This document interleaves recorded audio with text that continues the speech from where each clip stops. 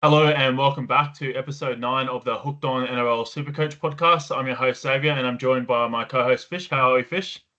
Thanks, Sol. Yeah, it's been good. Almost a month in, already over a month into the Supercoach this year. It's flying through the season. Like as we were talking about just then, before the potty started, we're already up to EP9, so we're really Yeah. getting through it, which is awesome to see. So yeah, but yeah, been a good week. Another greens for the week. So I take that. And yeah, how about you, mate? Yeah, I had greens, mate. I had a good week, but then again, like it could have been that much better. So we'll touch on that when we get to my team a little bit. Captain Turbo, which was a bit of a disaster, as we all know. But onwards and upwards, and you just gotta put those sorts of things in the back pocket behind you and keep tacking along and have a positive approach to this game. So That's I look forward to exactly it, doing mate. that. That's exactly it. All right. So to kick it off, we will just have a quick chat of the last episode, the comments there. So first of all, we got some really good feedbacks and some really positive feedback from you guys, which we really appreciate. And we just love to read that sort of stuff. So SC Warrior here, guys, he goes, you guys are a breath of fresh air from the other 101 content creators. Just hearing stuff like that, I know for hearing that for me is just awesome to hear. What about you, Zave? How good's that? Oh yeah, mate, that's bloody awesome. Shout out to you, FC Warrior. We really appreciate that. That's a awesome comment to read and come across, and deeply appreciate it, mate. So thank you. Cheers. Thanks, Warrior. All right. So he's gone. The Dreamers are looking to climb the ladder this weekend, hopefully off the back of good wins from Penrith and the Titans. So I think he's commented on Friday night. The draw is more important than the cash gen, so I'm loading up on Penrith, Broncos, and Titans players. I have no gun fullbacks as I'm riding the fullback merry-go-round. What do you think of that little strategy? Yeah, a bit to unpack there. Definitely agree with loading up on the draw, the players with the positive draw. Panthers and Titans have great draws, and so do the Broncos as well. Those three teams, really solid draws. So big on that. Big on going for points over cash, and agree with you there. Fullback merry-go-round. It is a bit of a merry-go-round, but at the same time, I feel like with Turbo getting injured this week, it sort of shortens the options. Latrell's been named this week, but he's named at centre. You've got Dylan Edwards as well, who's still injured. So a couple of those top tier price options at fullback are out of contention. As you know, fullback we generally go for those higher scoring players, and we know who those guys are. They're generally the superstars of our game, and a couple of them, have been omitted. So it's sort of been a bit of a play around with the ownership there. A lot of people jumped on Gutho and Pappenhausen last week. We had Ponga on the buy, so I feel like a lot of team structures are having similar at the back there. So it's a bit difficult to antipod or go a bit different. Yeah, and I reckon just with the way the fullbacks are performing this year now, especially that Turbo's out, Latrell is just coming back, so no need to jump on him straight away. I just think it's probably worth not burning and wasting so many trades with the fullback merry-go-round. You kind of stick with the best three, best five fullbacks and just kind of ride that through for the next so and so until obviously you get injuries or the trades or the fixtures changed or whatever. But yeah, at the moment, I'm pretty happy with my fullback. So I think now I've got that, I'm going to move on to other positions such as center wing or second row forward and look to upgrade there rather than playing the fullback merry-go-round because I think you can end up just wasting so many trades doing that strategy. And as we all know, by the time the end of the season comes around, we've got no trades. And then we're regretting all these silly trades that we've done earlier on in the season. So yeah, that would just be my bit of advice there for you, SC Warrior.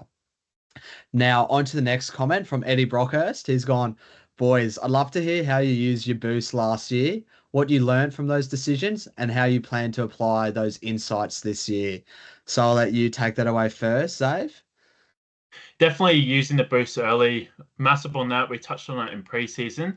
Really sets you up, and you hear all the time that people say save your trades and this and that. But I think it's really important to get your team set up right and go hard early because once that sort of gap between yourself and first place has been made, it's really hard to claw that back. So I'm big on using the boost earlier. I think that's a great strategy. At the same time, I think you want to try. We only get five a season. I think you want to try and leave one or two for the back end or mid round of the season. And we're coming up to the period now where you can sort of try and hold or save some trades. So I think in regards to the question about what we learned about boosts last year, we learned that they were vital for both us coming top 500 last year, and we both had used four of our boosts in the top in the first 8 rounds. So that's what we learned from last year, and sort of taking a similar approach again this year because if it ain't broke, don't fix it, right? That's it, mate. And then, yeah, Eddie, just for my 2 cents there, I'd agree with what Zave said. I think it is important to use the boost early on, especially mainly for me. I love the cash generation and just trying to get as much cash in, try to build my team value as much as I can. So in a couple of weeks' time, when we get to that upgrade sort of season, throughout the season, that we have so much cash to upgrade all these cashes that are now like just about to peak. Like we obviously have Arthur's this week, who's now 500k. We'll get into him later on, but that's just an example for that. Like we're going to make so much cash early on, and I think using those boosts is pivotal at the start to, yeah, as Xavier said, don't let the gap get too far, but also to be part of the pack and getting all that cash generation as well, so you can upgrade your team later on. So yeah, I think we're both big advocates for using a good amount of boosts early. As they've kind of touched on there at the end, I wouldn't go all out on boost every single round for the first 5 rounds and then you're all done. Like I do like keeping one boost kind of post origin. Because I remember even last year, I'm pretty sure we might have both used our last boost the same week. It was when Tommy Turbo came back in like round 19 or 18, and it was just one of our really good trade-ins. And I wouldn't have been able to do that with just 2 trades, but because I had the boost, I could figure the funds and work things out that way. So yeah, in regards to that, I as Saves has sort of mentioned, go hard on the boosts early, conserve one or two just for the back end there because they do come in handy at points because there'll be no doubt later on in the season we'll be like, oh, I wish I had a boost now sort of thing. But I do think it's important to start them early. So hopefully that answers your question, Eddie. Last one we'll touch on is from Queenslander. He's a day one sub, so big ups to you, Queenslander. He had Duffy and Cleary, so he moved Duffy onto Humphreys to avoid the AE last week. He kept Cleary, as we're big both advocates, both kept Cleary there. So he traded Ponga to Gutho for the cash grab, moved Lucas to Nicholson, and he may have moved Ponga back later if Gutho runs out of steam or even Trell if he fires. So bit to unpack there, but all in all, this is obviously last week's his trade. So yeah, Yeah. we're big on the holding of Cleary. So I like that you've done that. Gutho obviously didn't perform quite as well last week in Supercoach. I still think he was the best on ground for the Dragons, like themselves, but it just wasn't really a Supercoach sort of game. So yeah, definitely we've brought him for the kind of next fixtures coming up because he's got the Eels this week. And I think obviously it's a bogey match, a grudge match, whatever. I've brought completely into it. I think Gutho is going to go monstrous this week, and we'll get into it later, but he is actually my captain. So yeah, I like that trade. You can probably touch on the trading of Ponga because you're now in a dilemma of am I going to bring Ponga back in? Do I go elsewhere? What are Yeah. you thinking about that, Zave? Yeah, I'm not too sure yet.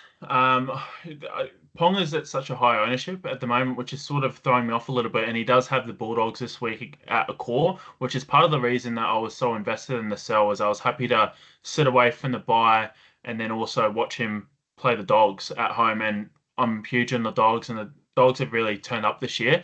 They're, as we all know, undefeated, and they look like a colossus. Even without Burden kick out, they seems to just keep doing it. That's going to be a really tough matchup for Ponga to score well, and I believe at home. So, bit of a dilemma there. I wouldn't have even thought about really bringing him back this round, but with the Turbo injury, and I'm sure that Queenslander here will be in the same sort of boat. If you do have Turbo, then it's an easy route to Ponga if you really do want to get him back in ASAP, and it's something that I'm definitely considering. I just am a bit hesitant with the ownership, and it doesn't feel like a points play at this stage. I know Ponga is one of the best in the game, but I really think that you can pot up and get more points elsewhere as well for this week. And we know Origins, it's not too far away. Ponga is almost certainly a lock for the Queensland one spot. The Knights don't have a great the best draw. I think they've got the Dogs this week, and then in 2 weeks they got the Sharks, which I don't know how much confidence I have in that. But yeah, definitely something to unfold. But I'm not opposed to getting Ponga back in, but I also do think that you could fade him and go more of a pot option at, I believe he's 45% owned. So There you go, Queenslander. Hopefully that has helped you out. And don't forget, guys, don't forget to comment on this video. We'll read your comments back. You can kind of get your trades in if you want us to talk about your trades for this week. Come back to the video. But yeah, don't forget to like, comment, subscribe. We're up to 74 subscribers now, which is awesome. So we that's want to awesome. keep growing. We want to keep getting bigger. And we just watch this space. Things are happening. That's it, mate. And And just before you go past, want to also give a shout out to Marley for saying that she really, he really enjoyed the podcast. So thank you for that comment, much appreciated. And also to Levi, who is my cousin. He's commenting down the bottom there why he's scared to play fantasy. Not scared. I've just grown up. yeah, exactly. I think that's a great way to sum up that part of the section. But yeah, don't forget to comment, subscribe, like, guys. We'll get back to it in the next episode. So yeah, that kind of covers the first part of our podcast. Moving on now to the week that was, how we went, how the league's going, how that is all. So as you can see here, I ended up with a 1-1-7-2. So obviously going into the week, I thought I was going to be seeing reds because I was sitting both Ponga and Cleary, and I was kind of chasing the cash rises in Gutherson and Tupelotu, despite the tough matchup. So I thought it was always going to be a tough week. So to walk away with an 1182 in green arrows, mate, I'm absolutely stoked with. I think the key performers and the best performers from my team this week were definitely the front row forwards. Hey, Haas, May, Horse, Tino are just locking, even Nafu White now, who's actually turned into a bit of a beast as well. He's a All these beast. blokes are just killing it. Hey, like Yeah. front row forwards this year, how many can you have? Where you still don't have AFB, Lindsay Smith. There's all these blokes that I'm interested in, but I just can't. I can't. We don't have the spot for it this year. So I think, yeah, but that was one of the strategies I was big on early, big on the front row forwards, and it's really paying off this year with my good start. So yeah, pretty happy with the week. Obviously, we played Shibasaki, and he absolutely killed it. It was definitely being on ground. He was inspirational. Like it was taking me back to GI back in the day. Like his runs, he was just exceptional. And yeah, like I thought I don't know where this has come from because he's been playing Japanese rugby, could hardly make the team, but he's obviously put his head down in the preseason, has just come out absolutely killing it. So yeah, big up Shibasaki for not letting the doubters and the haters prove you wrong and to just turning up. So yeah, GG's to you. Yeah, it was awesome to see all the Shibasaki memes as well come out after the game. But he had a good laugh at a few of those. Yeah. Goaty is informed as because of Shibasaki. I've tried to had a bit of a shave and trimmed it up just to try and match him after his performance. No, I'm just kidding. Oh, well, hopefully you can pull out a Shibasaki SuperCoach performance this weekend and yeah, kill it and fly up the ranks. So speaking of the ranks, we will touch on our league now. Just a reminder, it is open till round 10. Oh, hold on. Playing funny buggers? No, we're back, are we? Yeah, we're back.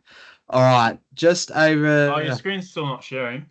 Yeah, it's playing funny buggers. See if. Oh, we'll go off the dome. It should be Yeah. coming back now, though. But remember, the league is open till round 10. So you've got only five more rounds left now to get in and to be able to join us on one of our podcast episodes moving forward. So, yeah, don't forget to join. And yeah, just while I pull that up, do you want to speak about how kind of you went on the weekend and what worked for you and what didn't really work? Yeah, mate. So I I'll have to pull up my phone really quickly. All right, I've just got the league up now, so I'll touch on. We've got a change in. We've got a change in the top dog. So you won't be beat has slipped to second, Big Mitchell, and he's been overtaken by Team Mayhem. So he pulled out a 12.06 last week, and here's his team. He's got Starling and Pakes. You'd be pretty happy with that hooker combo. Haas, May, White, Horse, mate. Awesome. That's a great front row forward. Second row, Ola, Tino, Nicholson. I think that's very solid. You got Aaron Clark as well, who He you had an awesome benched. game. Aaron He Clark on the was. weekend against the Tigers. He was bloody unreal.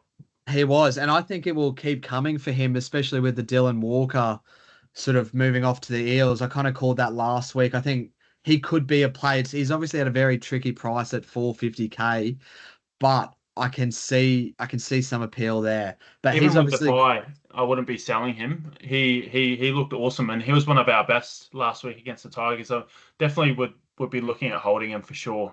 Through this. yeah, definitely. So obviously he's got Aaron Clark. He gets Hubner back this week and Valmunga, who got he's put out one of his best performances this year. He got a 41. So hopefully for owners of him, he starts to make a little bit of cash, maybe. Moving on to halfback, he doesn't have Cleary, so he's got Hines and Sandon Smith. That might come back to hurt you this week, but obviously a long season, you might even make plans to be bringing him in. We're not sure. 5'8", you've got Munster and Metcalf. Both did pretty solid. Wings, you've got Captain Garrick. You've got Fermor. Love that. Love that Fermor play.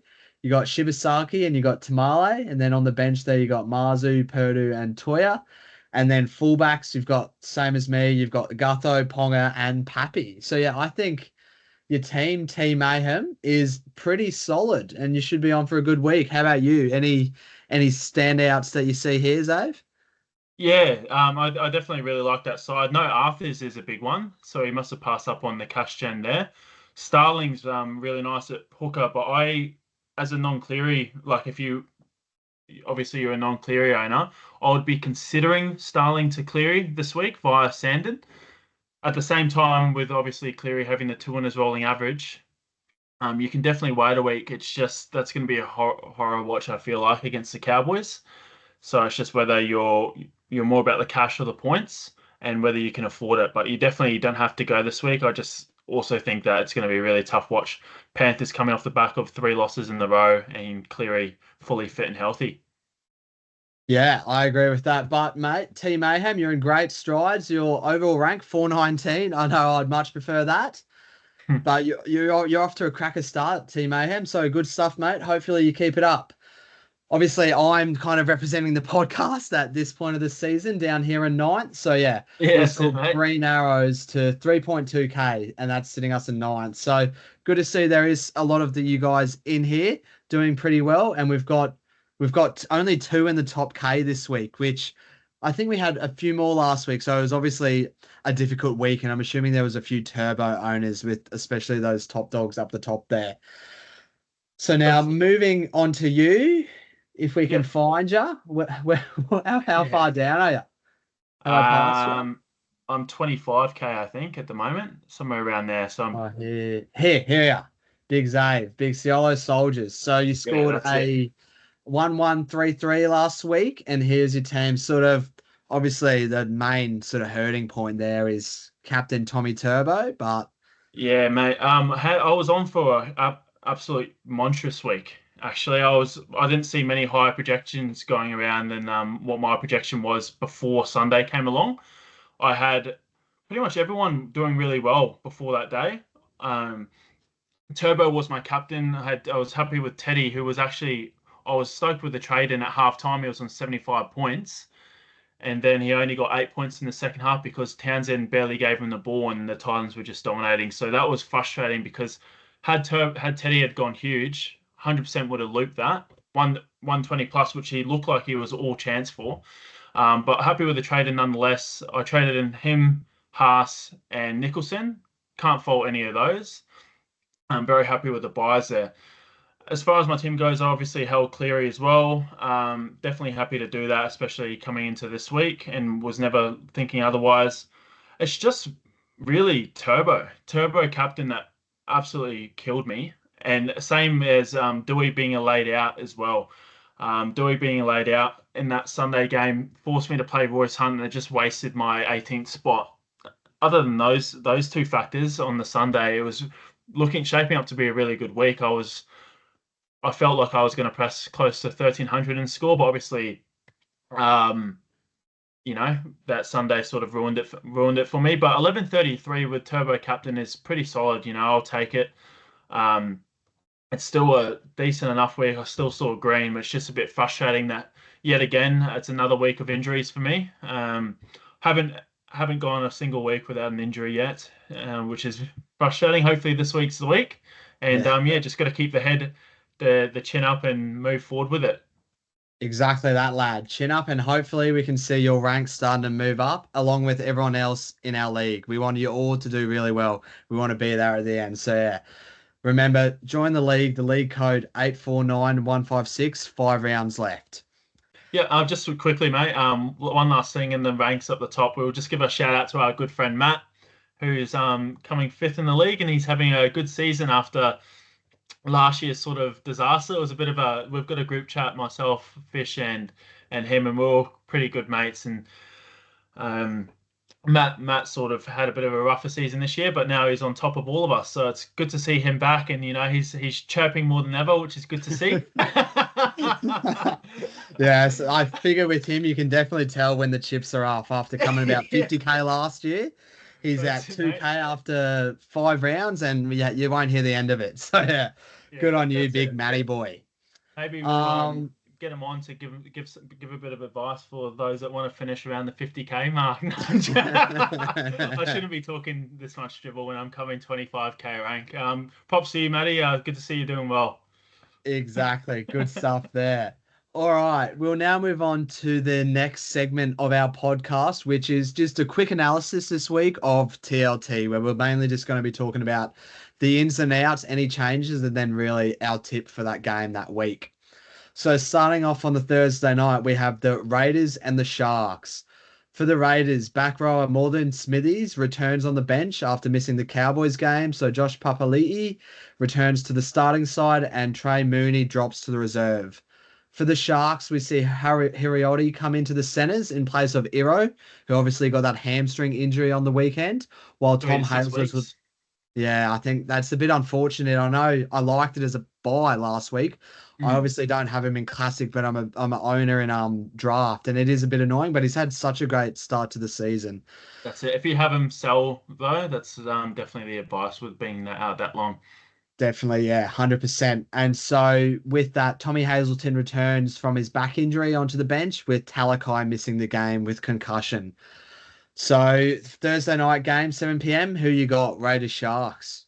Got Sharks in this one by 6 points. Not too confident in it though. With the Raiders playing at GIO Stadium, they're always pretty tough, and I think Ricky will have them up for it at home, and also off the back of two losses. I believe it's also there's a bit of sentiment in this game. I can't remember if it's Papali'i or what it is. Or if you know in the comments, let us know after the video. But yeah, I can't put my finger on it now. I'll try to remember throughout the podcast. Who have you got, mate? I reckon, as you said, both teams obviously coming off losses last week. They should both be up for it. But Ricky back at home in Raider Town. I'm thinking the Raiders' initial thoughts are, yeah, Raiders for a sneaky little upset here. I think the Sharks are good, but I think they will miss Iro. He is such a meter eater and get out of trouble for them. Obviously, they got Mulatala, who is pretty good, but kind of Ronnie and Iro worked really well together. So I think they will miss him. And so just because of the fact of Raiders are at home, I will be tipping the Raiders there. Anyone you want to touch on here, or are you happy to move on to the next game? Happy to move on to the next game, mate. Pretty stock standard team list. Yeah, I agree. So moving on to the first game of Friday night, we have the Panthers and the Cowboys. For the Panthers, they got a big boost this week, obviously, with Cleary returning back to the number 7 after missing round 4 due to concussion. We see youngster Casey McLean coming into the wing for Brian To'o, who has done his hamstring. I think the news has come out it's a month, 4 weeks, a month, so that he's out Correct. for. So Yeah. same sort of news as Iro. It is unfortunately too long, especially at the start of the season. Just sell, move him on if you do own. But obviously these blokes are pretty pod, so I don't know how many of you guys actually do own. But we see Scotty Sorensen as well drop out with concussion, and we see your boy, Big IPAP, starting Yeah. back rower. So he's got there in the end, hey? He's got that starting spot there. And we also see Lindsay Smith starting again at prop this week with Matty Eisenhuth, the new face on the bench for the Panthers. And then for the Cowboys this week, we see the same 17 that took down the Raiders with Toddy Payton sticking solid with them. that is pretty much that for them. What are your thoughts here? Who you thinking? Who you tipping? Anyone you like or interested in? I think Panthers absolutely smash them. I'll put that out there now. And I don't think that's an unpopular opinion. I think they're going to put 20 to 30 points on them. Bit of a wide margin, but if I had to tip about 24 points. I have picked up Dane Laurie and Papali'i in draft. I think they could both go ballistic this week. And that's pretty much all from me as far as those team lists go, mate. Pretty expected. Obviously, a few injuries there on the Panthers side, but I do think the Panthers have a really good game. I have to agree. I think obviously coming off the back of 3 losses in a row now, which is uncharted territories for the Panthers, especially in recent times anyway. So I think they will win this. They will be up for this, and I think they'll be going for the kill. So yeah, I think Panthers will probably win, not score, win by, oh, that's a bit audacious. I was going to say 40, but that's probably too audacious. I'll say 30. But yeah, either way, they should flog them. So yeah, I like those little draft pickups from you there. Moving on to our second game of Friday night, we have the Bunnies and the Roosters. Now, for the Bunnies, the big news here, the big talking point is Big Latrell Mitchell returns, but it's not at fullback. It's actually at centre, and we see Jai Gray holding that fullback spot. Obviously, Latrell coming in at centre pushes Isaiah Tass to the wing to replace Alex Johnson, who is unfortunately injured again. We also see Lockie Hubner return from suspension at lock, which sees Tallis Duncan move to the bench and Liam LeBlanc to 18th man. And now for the Roosters, we see hooker Connor Watson, who was concussed last week. We see him returning. And we see bench forward Fotoeki, who is back on deck now. So Zach Docker-Clay moves to the bench and Sava makes way. We see Lindsay Collins this week get the starting spot over Spencer Lenu with our boy Nafu White holding that starting spot, which I think is a great sign for his minutes. And we see Nat Butcher taking over at lock for Victor Radley. So just there with that game, Zave, any thoughts? What are you thinking here? I think it'll be a pretty good game. Yeah, actually, I've got a bit more to touch on in this game. So obviously, with Robert Toyer, he's facing Latrell. I know we had a little chat about this earlier today. If Robert Toyer has a bit of a stinker defending Latrell, that you were fearing that he potentially gets dropped for Billy Smith, which I think is quite a concern for a few people out there. I am a firm believer in Rob Toyer keeps his spot, and that the only reason that Billy Smith's been held out this long is because Nawana Tuase has been playing so well. In the preseason, Trent Robinson came out and said that Nawana Tuase was more of a sort of utility back for them. He was in the trials, he trialed at fullback, centre, and on the wing, and sort of they were lining up in preseason with Billy Smith on the left and Toyer on the right. We know Billy Smith is a left centre, so I would hold those cautions if you are a bit concerned about Toyer. I know he's got a bit of a higher break even this week, but I wouldn't be using that as a reason to sell personally. But I can understand why people might think that way, and it is definitely a scary matchup coming up against probably the best left centre in the modern generation. Is that a fair enough call, do you think?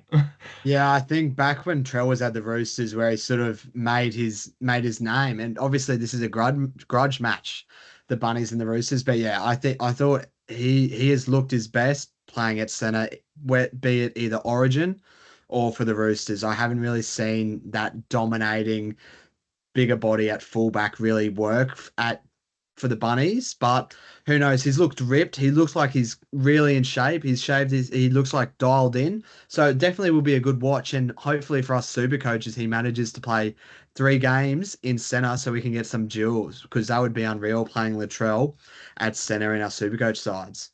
That's it, mate. Yeah, it definitely would be. I'm not sure how long this holds for. My initial thoughts were he would stay there, get his match fitness up until Campbell Graham gets back, which I believe is in about a month.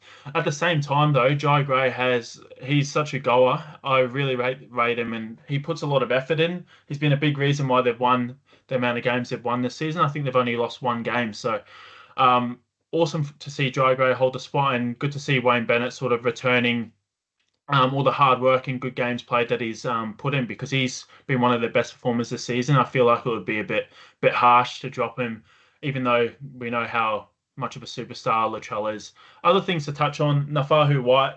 that guy is an absolute wrecking ball beast. I know you had a bit of concerns last week of, should you play him or should you not? I think you just have to play him. He's been the Roosters' best forward so far this season, in my opinion. And just watching him, he's so dominant. And the Roosters have really got a good one with this kid. He's unreal, and he's going to be a bit of a spark for their future. I highly rate him. Other than that, in the team list, not too much else to touch on from my end. It's good to see Hubner back from suspension, who I know that were both held. Other than that, it should be a really good game. I have the Roosters in this one. Oh, it should be a good game. Yeah, just quickly on Nafu White. Have you missed the boat? Would you buy him if you didn't own him? Because I know I've seen a lot of things around this week that some people are considering him, and I just think the boat has probably been missed. Nafi White's now 500k. He still does have a negative break even, which is awesome as an owner because he's obviously gone those 2 big weeks back to back. But yeah, for me, I reckon this ship has probably sailed. What about you? Yeah, I definitely agree, mate. Similar to our little segment on Jesse Arthurs last week, people were eyeing up buying him, and he came out, scored a 37. Now people want to ship him off. I think the boat's sailed. His ownership's too high, and he's not gonna blow you to pieces. I think if you're looking around that price range, you want to go a bit more of a pod route. I can't think of anyone off the top of my head around that range at second row at the moment. That's a bit more pod. Lindsay Smith, if you're looking for a front row, I'd definitely go him for an extra 40k more. I believe it's 40k, but it's not too much of a jump. I'll definitely go him. Yeah, good shout there. And yeah, as you just touched on at the end there, Hubner returns. I think I wouldn't be reserving him just depending on how you depth. I think he probably scores about 50 on a good day, a safe sort of 40 50, but I don't think he really goes beyond that too much. But obviously good to see him back and good to start that cash generation there. I have, I think I have the bunnies in this. I think the bunnies at home with Latrell back. I think it's going to be high points scoring. I see plenty of points here. Also, I just think there'll be plenty of points across the board this weekend because obviously last weekend with the rain across pretty much all the games apart from the Cowboys game, it just isn't ideal Supercoach conditions, and we kind of seen the scores really drop off last week, those bigger scores, because it's just not the ideal conditions. So I think we should be returning back to those bigger scores, bigger conditions. And yeah, That's it. Yeah. I think there was a stat that came out that we only had 3 tons last week compared to the week previous. It was 10 plus yeah, I the think it week was previous. 11 So or hopefully 13. we see a bit more of that. One more thing, actually, just before we move on to the next game, is Hugo Savala named in the 18 jumper for the Roosters. He was rushed into the Q Cup, the New South Wales Cup, um, after he played last week against the Titans, and he played it in the halves, and he had an absolute blinder, I've heard. Kicked for a lot of meters, set up a few tries, and scored as well, I believe.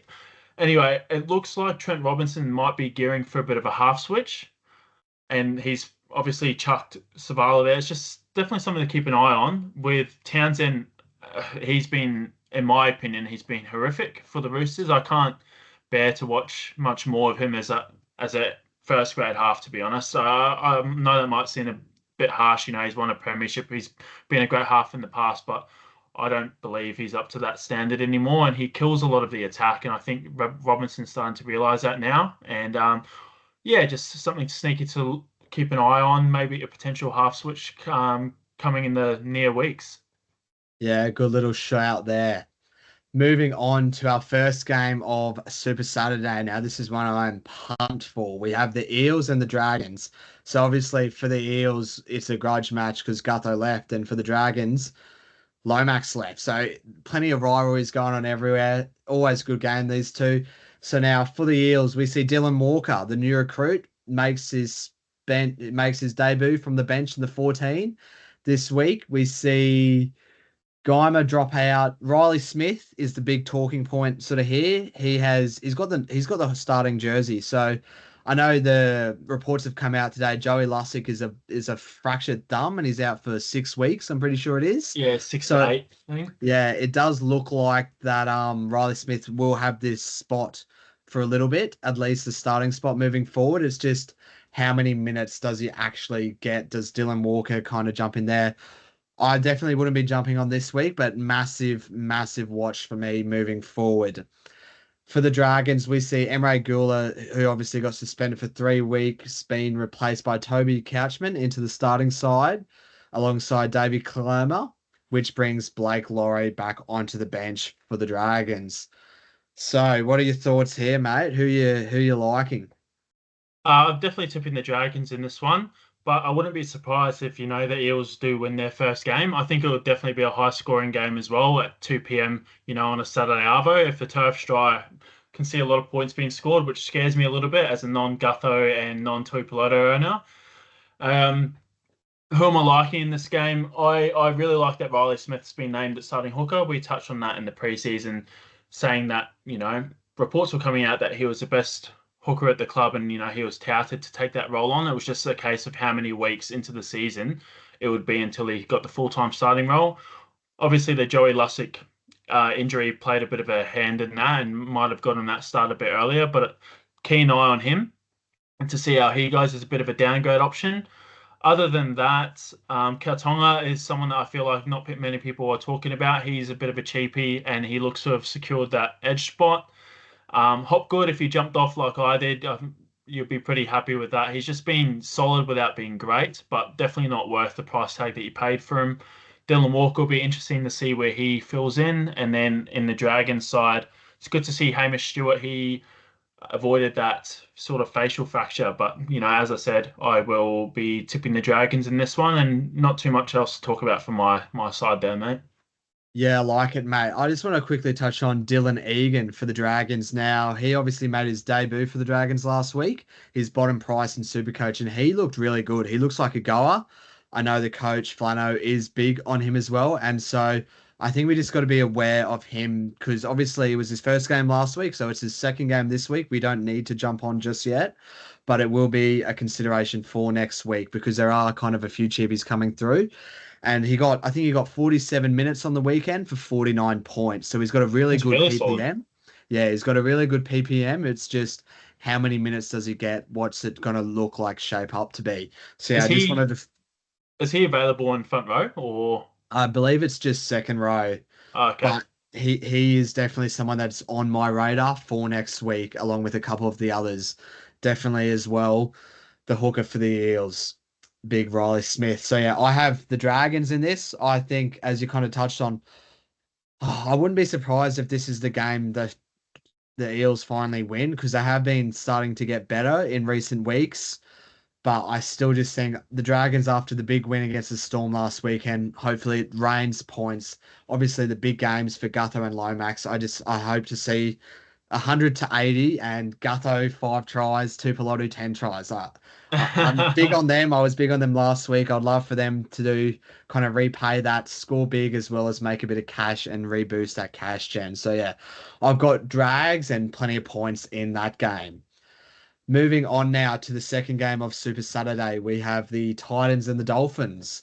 So for the Titans, prop James Jolliffe is back after 2 games out with the calf injury, while Mulliny also joins the bench for his NRL debut for the Titans. Chrissy Randall will start at hooker in this absence of Sammy Verrills, who's out with a hip injury, while Isaac Faasumalawi is also sidelined.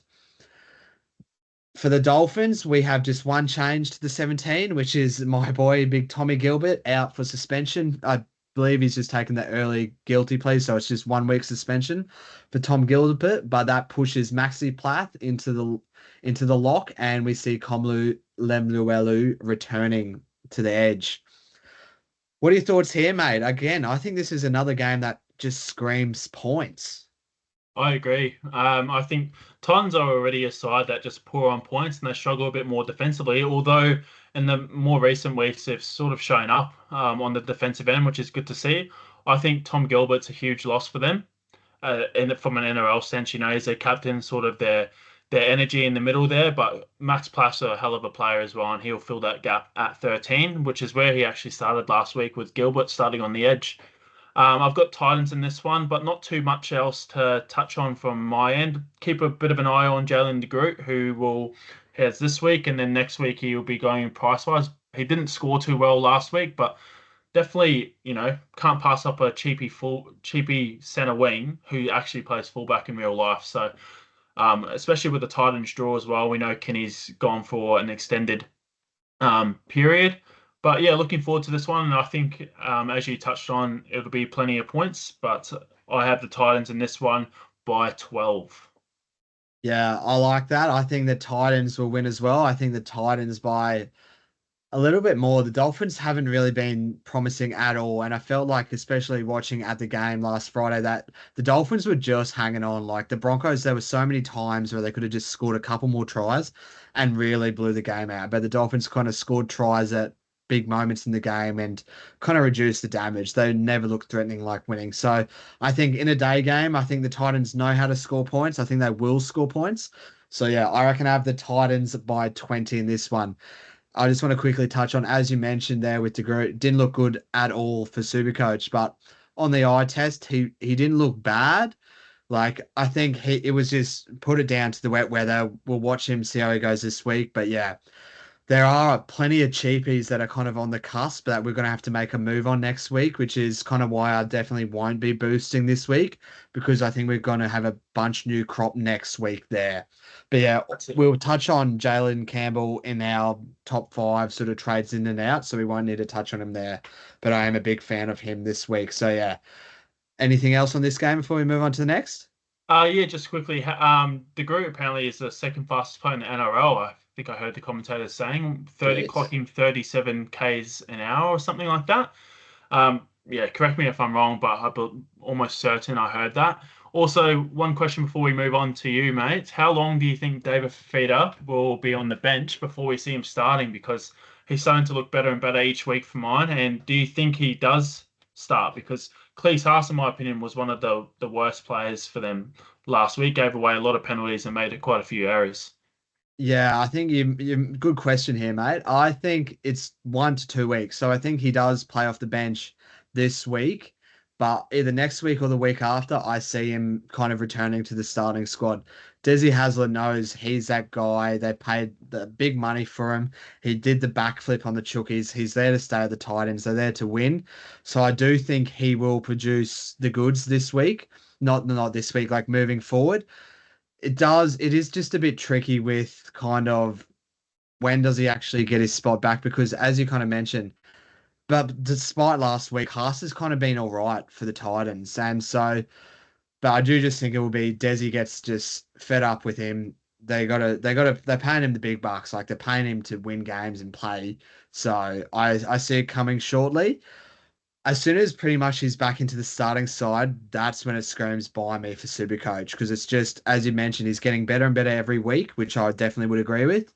And I think it is as soon as we get 80 minutes or 60, 70 minutes starting DFF locked in, get him into his sides, especially at a discount. So yeah, definitely big on DFF there. How about you? When do you see him coming back? I'm I think it's got to be very soon. I could even be a late change this week. I'm We'll get to it later, but he's someone I'm actually considering at the moment, just going early on. I really am liking the look of him. I liked how he went at Spencer Leniu last week, and I feel like against the Dolphins that he's going to come on and just wreak a bit of havoc. And I'm early tip. I think he's going to go 90 plus this week. I think he's going to hit his break even. There you go. Good shout. Hopefully, because I know he's sub 700K, so hopefully he can just drop down a little bit more and then we can kind of upgrade our Nicholsons or whatever. Or even Nafu White could be a straight swap in a couple of weeks if he keeps it up. Yeah, So, that's yeah. it, mate. Moving on to our final game of Saturday, we have the Bronx and the Tigs at Suncorp. So for the Broncos, Jordan Ricky has obviously been suspended for 2 weeks, which is absolutely music to ears for the Gasevsky owners because we now kind of get a 2 week, 80-minute edge back rower locked in for the Broncos. So hopefully that does good for his price, cash, and generation. So obviously Piakura now moves in to replace Jordan Ricky, and then Jaden Hunt joins the bench for his first game of the season for the Broncos. For the Tigers, a bit more changes here. We see Finu take over at halfback for Lawai, who obviously got that injury last week and was also suspended for 1 week for that careless high shot. And we also see Adam Dewey named to return this week, despite suffering that sort of groin injury in the warm-up last week, which, as you mentioned, left many super coaches scrambling because it's the last game of the week. I know for me, I didn't have any other reserve options, so I had to just kind of cop my AE. But for you, you just had Royce Hunt, so that kind of hurt us if we knew a bit earlier. But obviously, nothing you can do with these things. You just kind of just get on, move on with it. But hopefully, he returns this week.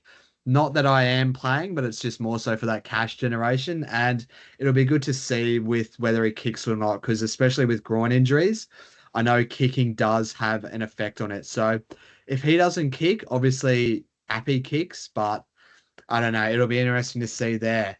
Anywho, thoughts, opinions? What are you thinking about this game here? Yeah, mate, I've got the Broncos in this one. I think the Broncos will win, not by too much, but I think it will be 1-12, but more on the high end. I'm going to say by 10 points. Not too much else to touch on. Obviously, we both own Kuchevsky, as you touched on, which is great for us that he's, no longer being pressured for minutes as much, although Jaden Hunt is also an edge. So on the Tigers side, not too much. We've got Luke Laului, who comes on the wing, but not too much Supercoach relevance. And obviously, we'll have to see how Adam Dewey sort of goes coming back, if he plays. If he doesn't, I think he's in the right play. But if he can avoid playing as well, then that's an option. Broncos at Suncorp, I don't think he's going to hurt you too much. Yeah, good stuff there. I actually feel this might be a bit of a worry game for the Tigers, especially with Luai out. And if it's a dry pitch, the Broncos haven't looked that good at all. Now I know they've won games, but I don't really think they've clicked or gelled that well, apart from that first sort of victory we saw in round one against the Chookies. So I'm kind of thinking this will be the week that the Broncos kind of stamp their foot down, and especially with us without Luai, I think is a massive loss, not only as a player maker out there, but also a voice in that team and kind of that resilience and defense. We also have Skelton not named even this week, so I think the edges are going to be a bit weak. So yeah, I don't know. For whatever feeling, I kind of have a bad feeling about this week for the Tigers. Hopefully they prove me wrong and we actually get a win here. But yeah, I've just got a sneaky suspicion this is going to be one of the games that is similar to the old Tigers and not the new Tigers we're making this week. But hopefully they prove me wrong. The only player I do actually no, we touch on Arthur. We'll touch on Arthur's in the most brought and sold, but Corey Pakes, both happy. We another week we can't get that bastard right. Every Yeah. week, him and Sandon Smith, Yeah. whoever we play, the other bloke scores more. So are you playing him this week? I am yet to make that decision. My initial thought was yes, I would play him over Sandon for more safer points. What about you? I'm just thinking Sandon playing 80 minutes in a hopefully game that has a few points in the Chookies and the Bunnies. I'm thinking just chase that with the upside in case he gets tries or try assists. But kind of as we saw on the weekend, like he scored that try assist early on, was at about 40 at half time and then finished on like 50. Like, I don't know. It's definitely nothing convincing. And I'll be moving him on once he's peaked in price. But yeah, if I go to the game, I think I'll be playing Pakes. But that one's yes. That one will be. I'm sure whoever I pick, I'll get it wrong anyway. So That's it. it Just on him, doesn't matter. he had a try assist last week, so 12 points, and also two line break assists, accumulating another 16 points. So that's 28 all On up top of the kicks as well. off his 57 plus 8 points in kicks. So 28, 29. He's got 36. 21 points Yeah, without all that, which is dreadful. he Whereas doesn't I have think a good base at all. I think Pakes is safe for about 40. So you're either banking on the Roosters turning up and him being a little bit of a part of it, which he very well could be, but also do you just take the safe 40 points? It's much of a muchness, really. I haven't made my call just yet on that. Yeah, and at least with Pakes, he has shown, as kind of Smith has as well, but he has shown a bit of upside. He's got 2 tries now, I think it is, for the year, both off Yeah. little scurries just near the line. So he's definitely there and he definitely can score it. So yeah, big on Pakes, but I think both those two will be getting moved on in the next 5 weeks, sort of thing. But obviously not just yet. Moving on now to our Super Sunday. First game for Super Sunday this week is the Seagulls and the Storm. So obviously the big talking point here for the Seagulls is Tommy Turbo is out for, is it, I think it's 4 to 6 weeks as well. It's the same sort of time Uh, frame. they they said they were hopeful for around 8 returns. So I I'll take that with a bit of a grain of salt. I think that would be silly to rush him back in. He avoided major injury, which is good news for him, but obviously it's just devastating for the poor bloke. When he's fit and healthy, he's, in my opinion, the best in the game. We're up there with Cleary. That would be the two best players in NRL, but he just never seems to be able to get right, and it's yeah a bit devastating for him. And yeah, hopefully we can see him back to his best soon It enough. is. It just sucks. Like I was reading some stat about him. He has been available to play 45 games since I think it's the 2022 or 2023 season, and he has only played 20 games out of those 45. He's been injured for 25 of those games because for whatever reason, it's his hammies, it's his knees, it's his ankles. He's made of rubber. So the bloke can't stay on the pitch, unfortunately. I'll pass this to you, mate. If you were a big club, would you rather sign Tom Trbojevic or Payne Haas for your NRL? If you're the Tigers right now, Payne Haas more durable, obviously, um, is a front rower though, whereas Turbo can just win you a game purely based on his X factor when he's healthy. But obviously, you're banking on the health, and Payne Haas is just Mr. Reliable. If you were sitting in the Tigers, Yeah. you got offered the option, who would you take? I reckon I would go for my boy Haas just because the consistency and he leads that forward pack. He's the best prop, modern day prop kind of the game has ever seen. Just he can play 80 minutes. He's got an engine and a half.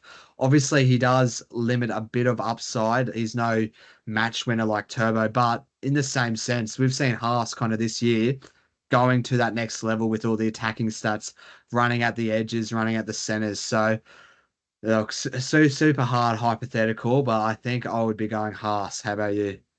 Fair enough, mate. I think I'd be going Turbo still, just because I think you need someone like him in order to win a premiership, and I would just be banking on him getting fully healthy. But completely, it's the reason it's a question is because it's a try to make it as 50-50 as possible.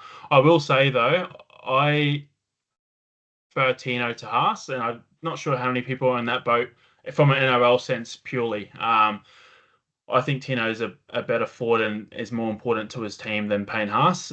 Might be a bit of an unpopular opinion, but just the efforts he makes on defense, I think stand out. And you really see that in Origin. Queensland missed Tino last year, and even on the weekend, he made a tackle in the middle of the field. Then he sprinted to the wing and made another tackle straight afterwards. He's just all class, Tino, and I really think a lot of talk goes on about Payne Haas, but I think Tino's a better forward than him. But well, it's very very tough, and Yeah, um, there you go. I know Tino is actually the highest paid prop in the game on 1.2 million, and then Haas is coming in at 1.1. So Tino's extra 100k more, but I think I wouldn't disagree because at the Titans, there's not many leaders or as many leaders compared to the Broncos or chefs kind of thing. Whereas Haas, they don't need to rely on Haas. They got Carrigan, they've got the best backs, they've got a great spine sort of thing. Whereas the Titans, they kind of have Tino, D Fifi. Obviously, they got Brimo, JC, Kinney sort of thing, but they are their forwards. Like David Fifita, who hasn't even been starting, as we touched on, and Tino. Now Tino's back. Is kind of because he missed all last season. He's trying to repay that to the Titans. So yeah, good little hypothetical there. Don't forget to comment your guys' opinion on it. Let us know who you would prefer. Would you prefer not Tino? Would you prefer Haas or would you prefer Turbo if you were to make an NRL side tomorrow? Well, not tomorrow because Turbo's injured, but you know what I mean there. yeah. I think that's the only change. Oh no, the other change for the Seagulls is Nathan Brown starting at prop in place of Josh Aioli, who is expected to miss the week with a shoulder injury, with Sipley joining the bench. And for the Storm, champion halfback Hughes is listed amongst the reserved as he nears a return from his hand injury. Wishy will again call the shots with should Hughes not come back this week. But I believe from sort of everything I've heard, Hughes will be back this week and is firming as a sort of late play. So especially as a Pappy owner with that, if Wishy is out of the spots, that all but confirms Pappy like getting the kicking tee back. We haven't had a chance. I know I haven't had a chance to listen to 6-7 podcast this week, so I'm not sure if Paps has addressed it because I know he likes talking to the super coaches and fantasy players on there. But yeah, just a little. I thought I'd just mention that. Apart from that, mate, any comments, any other thoughts here? No, not too much from me, mate. I think it's pretty stock standard. I think, well, you touched on it with Hughes and him being back, and it looks like he will be. Pappenhausen, will say he is just he's one for the people, isn't he? He's so likable. One of those players that you just always want to see do well, and he's a great personality to have in his game. I just hope he stays healthy. But from a teamless standpoint, not too much else to touch on. And yeah, hopefully Hughes is a Warrior next year. There's a couple males going around saying that he might be, but I'm not buying into it too much as a hard out Warriors fan. And I do get a bit in over my head sometimes about us. I know that after the game against your Tigers last week, and I was like, gosh, we might win the premiership this year. We're looking good. But It's a really always. good turnaround, to be fair, from the Wilds, from that shocker in Vegas to 4-1 Mate, after we've the won every bye game this week. since, and Yes, it has been a good turnaround. people were saying after that game that we're going to get the spoon. So it's just awesome to see, and I hope we keep it up, and I hope we make a push for top 8 and finals footy. There you go. Might see you there, mate. Might see you there. I think, yeah, in this, I think the Storm will. I I think the Seagulls are going to struggle. Like, obviously, they still have a good team and everything, and they've done without Turbo plenty of times. But without Turbo, they do just lose so much. Like, because he is such a pivotal part of that team. Obviously, we saw in the against the Raiders on the weekend, they still went on with it and got the victory. But I think against the Storm, especially if Jerome Hughes is back, I see the Storm maybe putting even a little bit of a score here on the Seagulls because I'm just not that big on the Seagulls now, especially without Turbo. So yeah, I see Storm in for a big one here, like the Pappenhausen buyer. He'll probably be in the top brought in anyway, so we can touch on him there. But yeah, I like that. Who's your tip here? Storm as well, mate, and I think Pappenhausen's a great buy to follow up on that. Yeah. All right. Moving on to the final game of the round this week. We have the Doggies versus the Knights. So for the Doggies, we see Stilly Tupanua coming back from his suspension, which sees Curtis Morin come onto the bench. And Karaz is now on the number 23 in the reserves there. So nearing a return possibly. I know the reports were round 7 initially, but looks like he might be back round 6 for the Bulldogs there. And for the Knights, just the one change to the side that was been in round 3 is Leo Thompson returning in the front line, which pushes Brodie Jones to 18th man, which also means we see Thomas can't keep that edge spot. So anyone you want to touch on here quickly, Matt? No, not really. I think it's pretty expected team list here. It was good to see Jack Todd get his debut last week. He played really well in the trials, and I think he's got a bright future ahead of him. Other than that, on the doggy side, you see a lot of injuries there, but same could be said for the Knights. I have the Bulldogs to win this one at home. I think they'll win by 8 points. I'm going to tip them by. Yeah, not bad. I thought the Bulldogs were exceptional last week. I think they defended really well, but I also think that was a massive effort for them. And I just think the Knights coming off a bye, like having 12 days between games, like I just think the Knights will be up for this, especially because they came off that loss to the Titans where they scored one try with Ponga's try assist like very late in the game. So I think the Knights will be up for this. I do think it'll be a good game, but yeah, I think this will be the Knights for me in a close game sort of thing. Yeah, fair Apart enough, from mate. Like the Knights on paper, when you look at it, look a much more talented and better side, don't they? Than what the Bulldogs are dishing out. But it's just the Bulldogs at home and the culture they've built there. It doesn't. It seems to not matter who steps in for them. They're just on a different sort of wavelength at the moment. They're all buying into it this year, and it's good to see. So I can't go past them, but I do like the Knights shout just based on pure talent and coming off the back of the bye. Yeah, and that wraps up the round 5 sort of TLT. We'll now move over to our new segment, which we introduced last week with the top traded in and traded out. This week, I think just with time constraints, actually, it's quick enough. Do we just do 10 each? Well, I was thinking doing five, but we'll kind of see how we'll go with the time. We'll do the buyers first. So, number one here, Tommy Jenkins with a negative 94 break even. He's been brought in by 30% of super coaches. So I think of the active players still playing, it would be about 70%. Like, I think it's just an absolute must. Like, 215K, he's going to make a bunch of cash. He plays in a great team and he looks like a goer as well. What are your thoughts here? Love the buy, can't argue at all. Yeah, couldn't agree, mate. Couldn't agree more, mate. 215K playing for the Panthers against the Cowboys this week. There's just no reason not to get him. I think whatever it is, you find a way to downgrade and get him in. I agree with that sentiment there. Just find a way, get him in.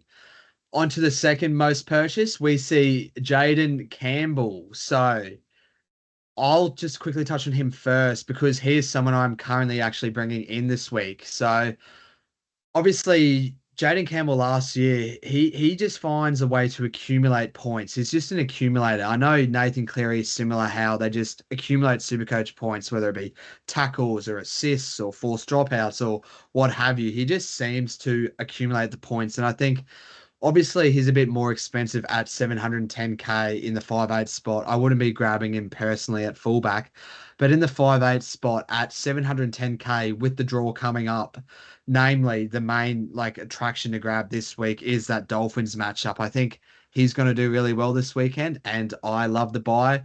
I am part of the buyers this week on that. Obviously, the break even 39, you don't need to jump this week. You can wait a couple weeks. You can kind of see how it goes. But yeah, for me personally, I love the buy. How about you, Matt? Yeah, I love the buy, mate. I was big on it as well last week. I know we had a bit of a segment where you passed it off to me, Munster or Jaden Campbell, and I was team Jaden Campbell all the way with the pod ownership. He's also one of the few my boys. I feel like I got him in last year, 400K. Was stoked with that, and he runs that side and he accumulates points just like your Hines and your Clearys. Does everything. Does everything from forced dropouts to scoring tries to assisting tries to kicking goals. And the Titans have a great draw, so I absolutely love it. Yeah, I agree there. Third most purchase this week by 6.5% of super coaches is big Ryan Pappenhausen. So obviously this is another one. I can't argue. I brought him in a couple weeks ago now, and definitely no complaints with the purchase. Hasn't really hit those massive highs that we saw against the Eels in round one, but I think it is coming, and it very well could be this weekend in a kind of an ambush sort of thing against the Seagulls. So yeah, love the buy. How about you, mate? Exactly the same, mate. Love the buy and someone I'm considering, as well as, sorry, Jaden Campbell. Those top three, I'm considering all of them. Well, Jenkins is locked in. The other two, heavily considering.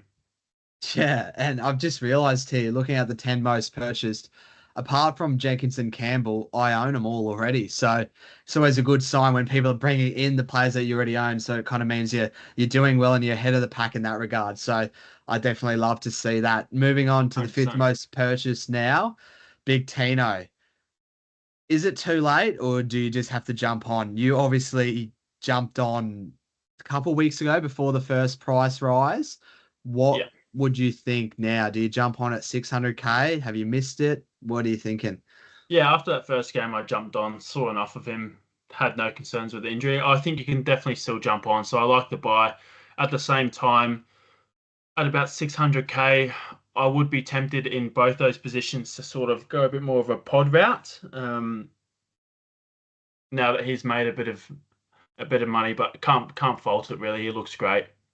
Yeah, I agree. And just at that 56% ownership, he is already owned. So if you're part of the leaders and you kind of want to consolidate a bit, I definitely don't mind the buy. But if you're chasing in a position similar to yourself, like I don't think I would be going there. I think I would be preferring a Ellie Couture or someone with, first of all, a bit more pod, but also maybe a bit more upside as well. But yeah, like definitely can't fault it. But I think it just depends where you are placed and positioned for that buy.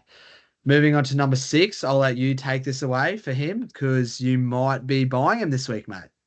Yeah, that's How it, about mate. Ponga? I obviously can't have them all. I've got Walsh and Tedesco in my fullback spot, so it's sort of making a bit of a choice out of Pappenhausen and Ponga at the moment, which is a really tough one.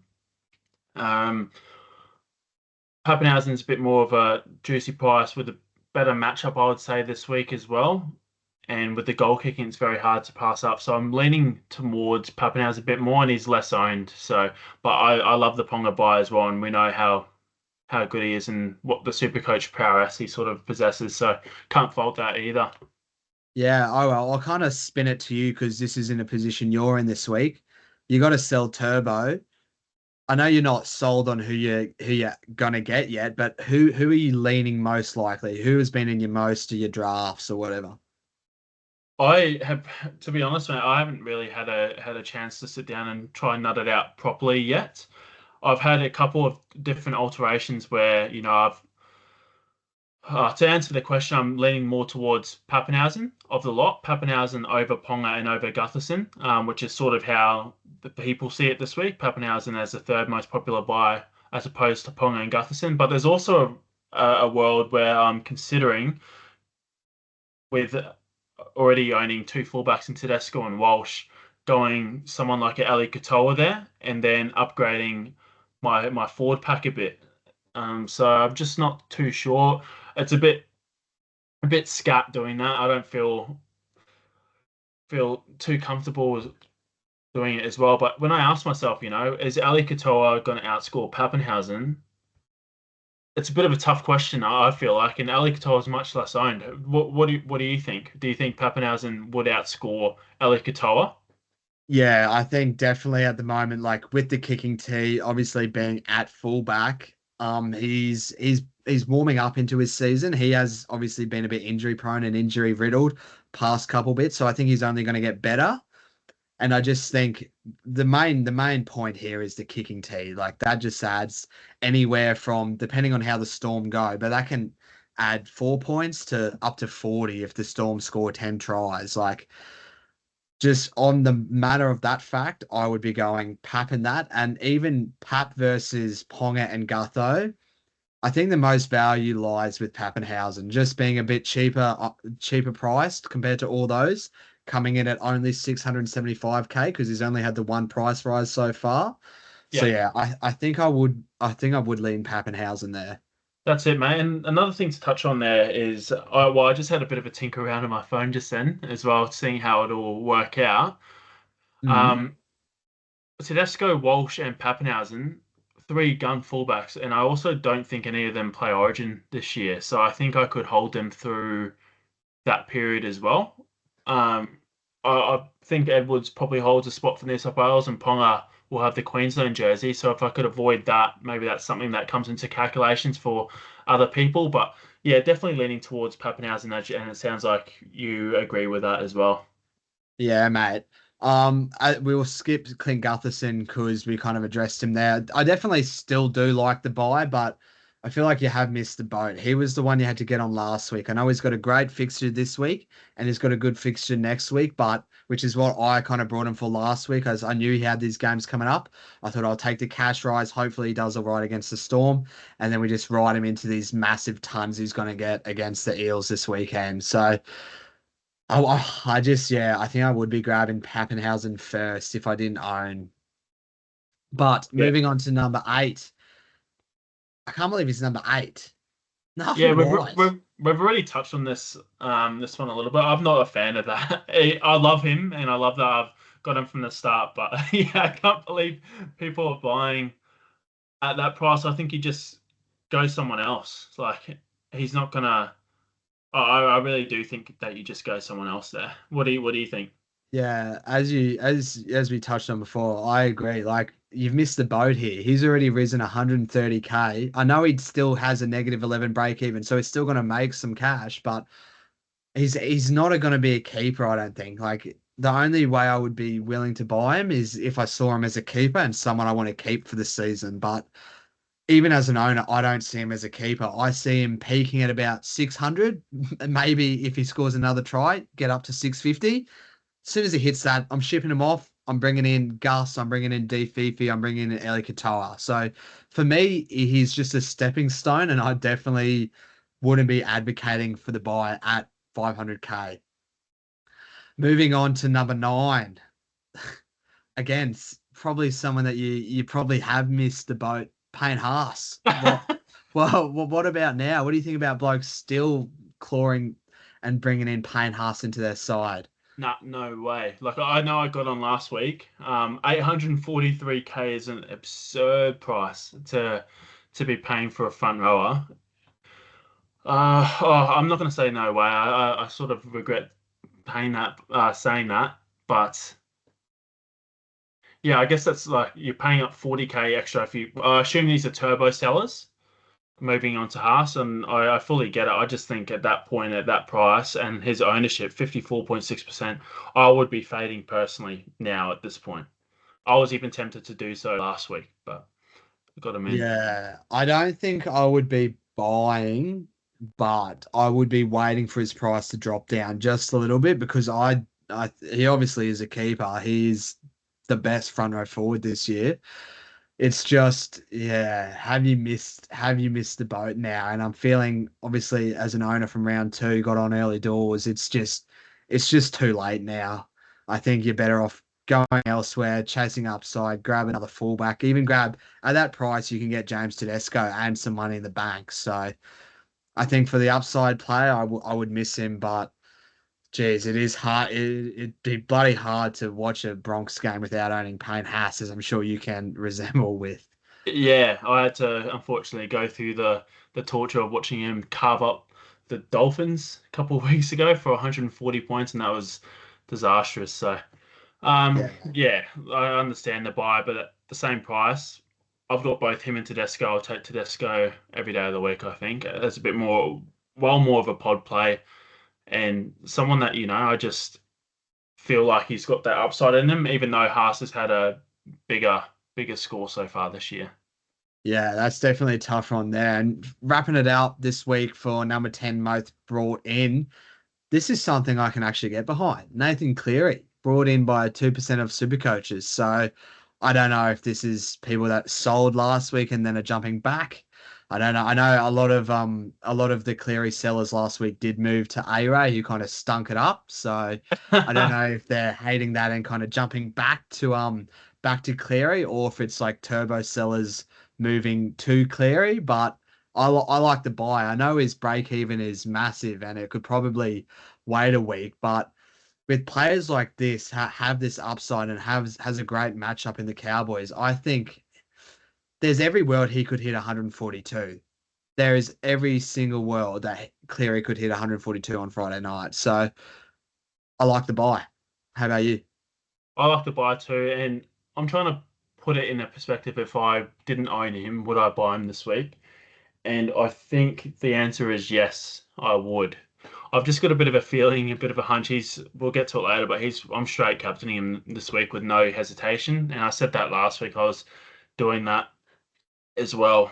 I know he's playing an early game, but after captaining Turbo last week, waiting all the way till Sunday, having a decent projector, I just want to get it over and done with this weekend, and not have a horrendous end to the weekend. So I think I'm just locking in Cleary. He's who I think scores the highest, and I'm not messing around. So on that token, I would be very inclined to buy him, even with his huge BE points Yeah, over cash. I I I agree with the fact that I think he does well this weekend, and I'm VCing. I think he's a great VC or C option this week, especially against the Cowboys in a Friday night game, which yeah, you can kind of knock it out early doors if they do well. Moving on now to the 10 most sold for this week. You want to So just touch on the five here, mate? We'll try roll through this last 20 or so minutes. I've just got to duck off in about 20 minutes or so. yeah, Um, I will say, oh, sorry, I've past couple of minutes I've been having to tinker around on my phone. So if the viewers out there have noticed me looking down, that's why I'm trying to suss out my trades for the first time, because obviously we have kickoff tomorrow. But I think I'm more into Pappenhausen after our little chat there, and I think he's going to be coming in. sounds good. Like as I said, I was big on him. I got that impulse. I wanted to get him in I love Pappy. Who doesn't love Pappy, right? Yeah, agree, mate. Him and Hines, probably him, Hines, Ponga, my top three favorite players. There you go. So the first, and probably we don't even, this will be a breeze. Tommy Easy Turbo, you got to sell. sell, Yeah, right? get Yeah, rid, get you rid. got to sell. Yeah. Number two, Jesse Arthurs. So I'll take this one because I have a kind of a different approach this week. I am not that keen on the sell. I know his break even is kind of peaked-ish at 56. He obviously has made 160K, but I think the next three of the next four games are at Suncorp, and three of the next four games are pretty good matchups. And I just think with someone who has the upside, like he scored 37 in a rain affected game where he hardly got any ball. Like I'm more than happy to write that off. We saw Shibasaki obviously get a double. That's his center. If he passes the ball there, that's Arthur's getting that 112. I think it's that easy. I think they love that left edge. I think he is going to score some good points, and it could really burn owners selling him this week. I get that you need a way to get Jenkins, but I don't know. I think we'll touch on him later on in this list here, but I just think I would prefer selling Toya over Jesse Arthurs. Like I get the sell, I get you make the cash, but I just think Arthurs could be a decent option still for the next 3, 4 weeks, and he's someone I want to play. How about you there, Matt? Yeah, I don't disagree with you at all. I actually have sort of talked me into it this podcast, especially with our sort of Tigers rundown with Luai missing in a couple of outs with Skelton and the Broncos at home, and you've got a bit of a bad feeling as a Tigers fan yourself. That's um sort of talked me into holding Arthurs, and I definitely think he has the potential to really punish sellers this week. Um, I think one of the other things too is that I have Reece Walsh, so doubling down on him and Arthur's is terrifying because they both can just really go horrendously, but they also both can just pour it on. And I'm based on our chat earlier about the Tigers, I'm coming warming to the idea that the Broncos could just really pour on the points this weekend. And if I hold both Walsh and Arthur's, it could be a bit of a sneaky play for me on the points front. So I'm definitely warming to holding, but I can understand the sell as well because Rob Toya, as you touched on, doesn't free up as much cash. I feel like Rob Toya hasn't made his cash, similar to people that sold Purdue a couple of weeks ago. You just got to give it a bit of a week. I don't like either of the sells, to be honest, but we only get 7 center wing spots and they all seem to be firing at the moment. So you've got to make a choice somewhere. Um, and I haven't really come to a decision before the podcast. I was always sell Jesse Arthur's, free up the cash sort of thing. But talking to you a bit more, I think you've brought me around to holding Arthur's a bit more, especially as a Walsh owner. I think maybe just stacking them with Shibasaki could reap some rewards, but also could just blow up in my face. Like much has happened this season for me Yeah. already. Nah, I definitely do like the hold of Arthur's. I'm pretty big on it, actually. I think, yeah, just with the draw coming up, I do have for whatever reason, I do have a bad feeling about the game this weekend. And I know if I sold Arthur's, obviously Jenkins will make his money, or whatever. But going to the Broncos game on Saturday night at Suncorp, watching Jesse Arthur's score a hat trick against my Tigers, like that would just be horror. Like I would be in the worst mood ever. So I'm pretty much locked in. I'm not selling him. I'm definitely happy to keep. I get the sell, but I would probably prefer others. But if you need the cash, makes sense. Moving on to number three, and I'll probably touch on him because it's relevant to me mostly. Lukey Metcalf. He's out of there for 6% of super coaches, and he's out of there for me.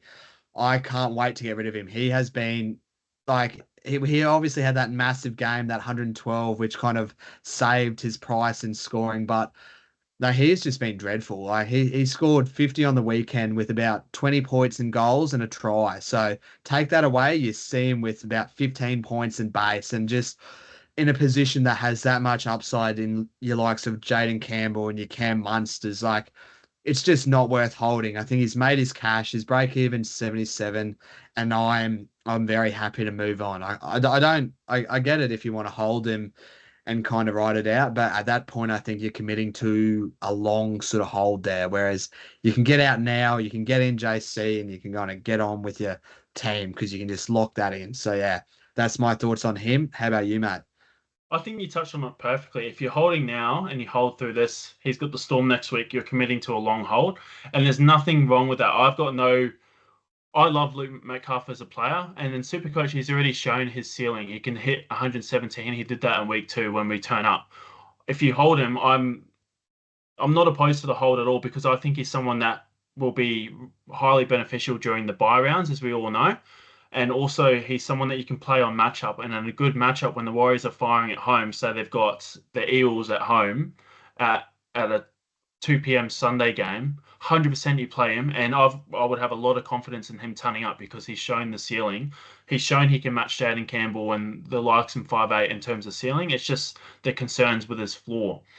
So if you hold him, I understand the sell, but I also am not all for the sell. He's someone I'm tossing up selling, but I quite like the hold as well, and I like him as someone that's could be a bit of a point of difference and someone that you can play on matchup and get you through the bye rounds as well. So I quite like him, and I like how the Warriors are going too. So Yeah, good stuff there.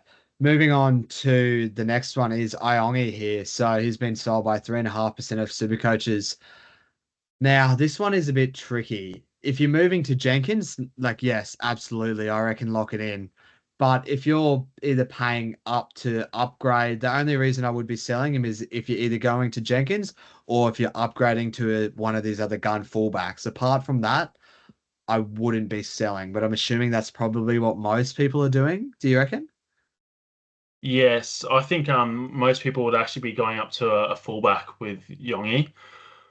They could be going down to Jenkins, but I just think that's what the Arthurs and Toya people are doing. And I think people have sort of realized that there's more than 2 fullbacks that are going ham, and Yongi's in a dreadful side that's not doing too well. I'm not, I didn't start with Yongi, so I can't really comment too much. But I think if I did have him, I would be selling just because he takes up a crucial position for you, and he's in probably the worst side in the comp. Yeah, I think you've done well there. I just think he's definitely not an urgent sell. Like he's still got a low break even. He's got a 6 break even. But if you can afford to upgrade, I like that play. We'll touch on Kobe Hetherington for 1 second. Yeah, get rid of him. He is a bit of a plotter. Just doesn't get the minutes in the Broncos pack. You agree with that? Yeah, agree. Get rid. The last one we'll touch on in today's episode is Robert Toya. So this is kind of the conundrum a lot of super coaches like myself, like you, are facing this week. It's how to get Jenkins. And to me, the answer is pretty simple. It's Robert Toya. So he obviously hasn't made all his cash, but he's already made 101K. And you can kind of call it here and you'd still be happy because you know Jenkins is going to make that just in one round alone. So it's just, I don't know. I just don't. He obviously looked really good round one, but Toya has had some really good matchups recently, and he just hasn't really done well at all, which is why I'm kind of leaning him to sell as well as the sort of job security issues we touched on earlier in the podcast. So yeah, look, for me, I just prefer the other center wings. Like I feel way more confident and whatnot playing a Jesse Arthurs compared to a Toya. Even though Arthurs can have those low scores, he can also have those massive scores. And just with Toya, we haven't really seen all that much from him this year. So yeah. Oh, he did get 90 in his first game. I think he is talented, and I do have faith in the Roosters. I'll throw this to you. Like I do like the sell. Like I don't mind the sell. I've got Jackson Purdue, right? Jackson Oh, Purdue I'd has a sell Toya. Purdue looks better. yeah. See that's something I would be like. Purdue's got a -10 break even, so probably got a bit more cash in him. Cash as well. But the Yeah. thing is, I've got zero confidence playing Purdue because the Cowboys. I have zero confidence in the Cowboys. I've got more confidence in the Roosters, even though they have been not at their best. I just think that Purdue with Zach Labour on the reserves every week scares me, and also the Cowboys. I've got no confidence in the Cowboys. I have no idea when they're gonna turn up, and they've looked dreadful to start the year. So how can I trust playing someone like Purdue? I would much rather play Toya. you know? Yeah, I agree. The Cowboys haven't looked good, but I don't think you have to worry about labor. I think the way Purdue is playing, he's just getting better with every game he plays. And I understand the part where you don't have any confidence in playing him, but you don't need to, right? We got 25 players. You can only pick 17. Our squads are sort of coming to a point like I know my team value is 13 or 12.6 million. Like we've got depth. Like our sides are good. This week I'm having headaches about who I'm going to reserve. So I think I definitely would be selling Toya over Purdue there. Yeah, fair enough, mate. All right, that wraps up our new little segment, the most brought in and the most sold players. Over to our trades and skippers for this week. I will start us off because I'm a bit more locked in with what I am doing this week, and then we'll go over to you, mate. So this week, obviously, as we've touched on, it's pretty simple for me, I reckon. I'm doing Toya out to Jenkins, as we've kind of touched on. Love the Jenkins buy, and I much prefer selling Toya over Marzu, over Tamale, over Shiba, Arthurs, Tipolotu, and Garrick. So obviously in a perfect world you'd have them all, but I think to cut someone off here, I'm happy to go without Toya now. If he starts killing it again, can always downgrade Arthurs or Shibasaki, but yeah, for now I'm pretty happy and locked in on that. And then my second trade this week is Lukey Metcalf out and Big Jaden Campbell in. So just doing the two trades for me this week, that leaves me with 30k in the bank. And I will quickly do my little trades and skippers. So we'll set up. If I'm going to the game, I think I might be going. So we'll start Pakes for now. Haas May. We'll flip Horse down to second row. We'll bring up Nafu White. We'll throw a reserve on White. We'll bench Gilbert. Obviously, he's out this week just for the week. So happy to hold there. Tino Horse Nicholson. Happy to lock that in. Clary Hines, just so happy with that. Can lock that in for the year. We'll go the VC on Nathan Cleary. We got Jaden Campbell in at 5'8". We won't be playing Dewey, but happy to have him on the bench there. Garrick, Tupilotu, Arthur, Shibasaki. Absolutely love that center wing for this week. Marzu's good enough to get a reserve there. And then at fullback, we got Ponga, Gutho, and Pappy. And for me, the big C on Gutho. So that leaves my reserves. Like, this is exactly my point that I was just saying. I have to choose now between Jenkins, Tamale, Marzu, Dewey, White. Those are kind of the top options there. Who would you go there?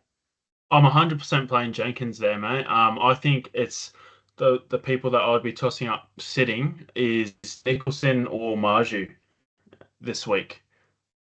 Yeah, I can't That's bench where Nicholson because I would play Jenkins and I would be tossing up Nicholson or Marju, flicking White down. If you you can't do you that, can can't. you? Nah, I have too many. I Uh already got Tino and Horse in well, I second guess row. for me then you're It's chasing the upside with Arthurs and Shibasaki. I think you got to play them. So I think it's Marju or Jenkins really. I know Marju's got the pedigree, but I would be like how it's tough because you got Ponga as well.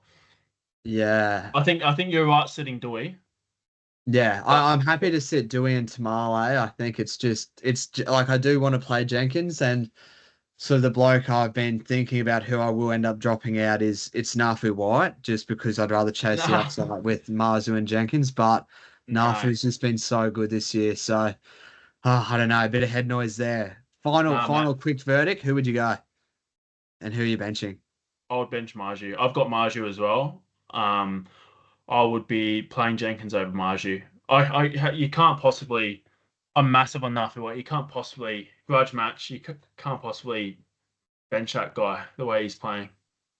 Yeah, it will be tricky. Oh well, the I know joys what of having a good team. mate. Yeah, you toss it up every week. I just don't get it. How many more 80s does he have to score for you to start having a bit of Serious. faith in the man? He does, yeah. I think it's just the upside. Like I'm only getting 50 minutes, whereas with Marzu and a Jenkins, I'm getting 80 minutes locked in the back line. Just hope they get some tries or attacking stats. I just always chase the sort of upside rather than locking in that sort of safe 60. Well, these days it's 80 points from 87, Nafu White. 77 in 50 minutes, mate. He's a wrecking ball. He is. Yeah, I would be I'm, playing him for sure. yeah, I'm just trying to find your team. I still can't. It's actually so far down, eh? It's shocking. That's all right. Yeah, We're moving up this week. So you got greens last week. So hopefully you see greens again this week. So I've got mate. your side up on screen here. Kind of let us talk us through your trades and your skippers. So far down because I can't avoid an injury. Hopefully this week's the week. Bringing Burden drops like a fly. Lucas out. Dewey out. Turbo out. It's just ridiculous, mate. So fucking sick of it. um, so for me, in my set, looking at it right now, Turbo 100% is gone. So Turbo is 100% gone. Who I bring in, there's a few options. We already touched on. I'm probably leaning towards bringing in Pappenhausen at this stage. Center wing, I need to get Jenkins in then. Either Arthurs or Toya. It was originally Arthurs, but I think I'm going to follow suit and go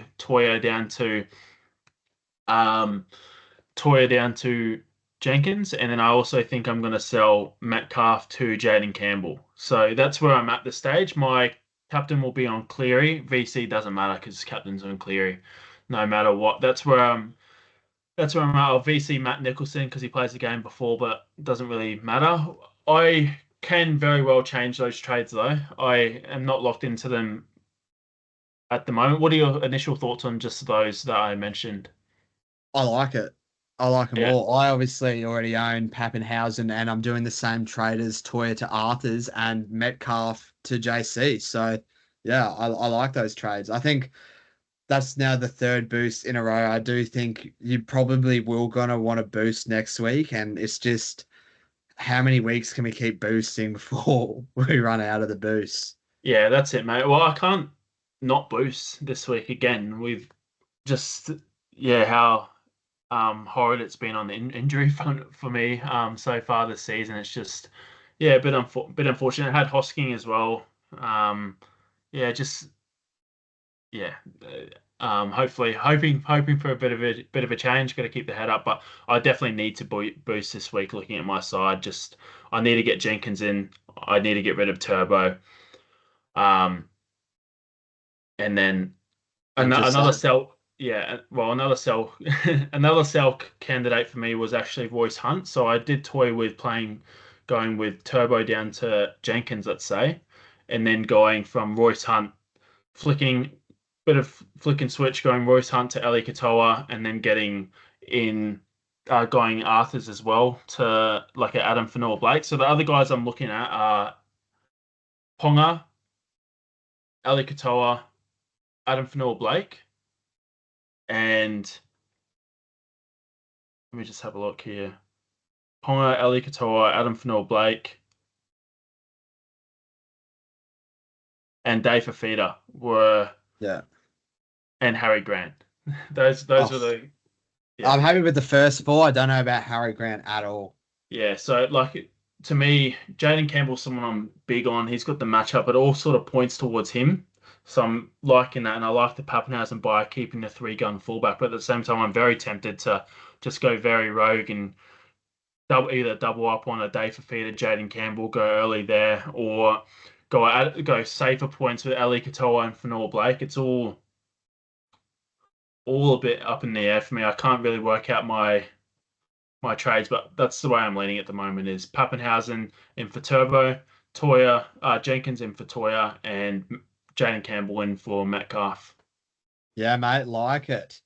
All right, that wraps up another great episode, mate. Another episode in the books. Hopefully, I know it sounds like we're saying this bloody every week for you, but hopefully you start moving up and Mate, catching up there in the leagues. it's just a fucking bloody joke. It's a Yes. bloody joke. I was seriously on for some huge greens last week if Turbo had not got injured and looked fully healthy. I didn't know he was coming in with such heavy strapping. I'm still a bit pissed about it. And then obviously Dewey last second gets Yeah, the Dewey gets one caught out. hurt. Just ridiculous. The week before, yeah, I could go on and on, but I'm not gonna have a whinge about it. I feel like I You made are the pretty right. good at Yeah, that. that's it, mate. I feel like I made the right moves. You look at my trade-ins. I got Tedesco and happy with that, 80 plus. Got Harson, 80 plus. got Nicholson in who made what like 70K and got a solid 45 for, Yeah, I think the I traders can't. have been good. It's your trade outs that haven't really like I think you should have traded Turbo instead of Ponga Last last week against the the Eels. week the week I sold as well. So it's like you hold whenever I sold Turbo, I can't remember, was that 2 weeks ago? Oh, the week that Must have Turbo got been injured. Yeah, when I went Turbo to Ponga, Turbo to Pappy, because this is what I said with Turbo. He gets injured. It's not just a niggle. Like this bloke cannot stay fit. There's always so mm, many repercussions from even just a niggle. So as soon as I heard that news, I had no faith in Turbo. Happy to moved on, and it's kind of paid dividends. So yeah, definitely happy with that. that's it, mate. Yeah, I guess I could. What lured me in is that he had the Eels Sunday Arvo at home at Four Pines, and he was touted to be fully fit, and that's why I held. Like if he had a shit matchup, then I wouldn't have held. But when you hear Turbo is going to be fit and back to play, named, going to play against the Eels on Sunday Arvo at Four Pines against the worst team in the comp, there's no way I could possibly sell, and that's why I didn't. And then obviously he comes out and he looks busted, and he's off Yeah, it 40, does hurt 40 the minutes. masses. So you got it. Yeah, you got it right, but at the same time, I just went for the play that I thought would get the most points, which was holding him, waiting for the Eels game.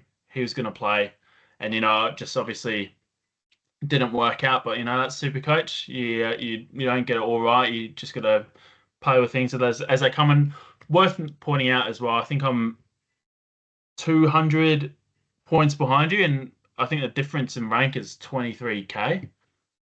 Is that right?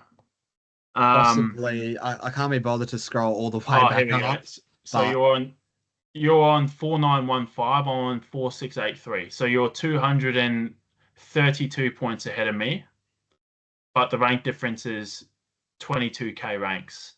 and it's Yeah, only so what's it, round four, so we're going into round five. that's it, mate. So 232 points, not hard to make up. I made up 700 points in the last 3 rounds on our mate Matt last 2 years ago to take him over and win the overall. So those points you can make up quite easily. 232 points is nothing.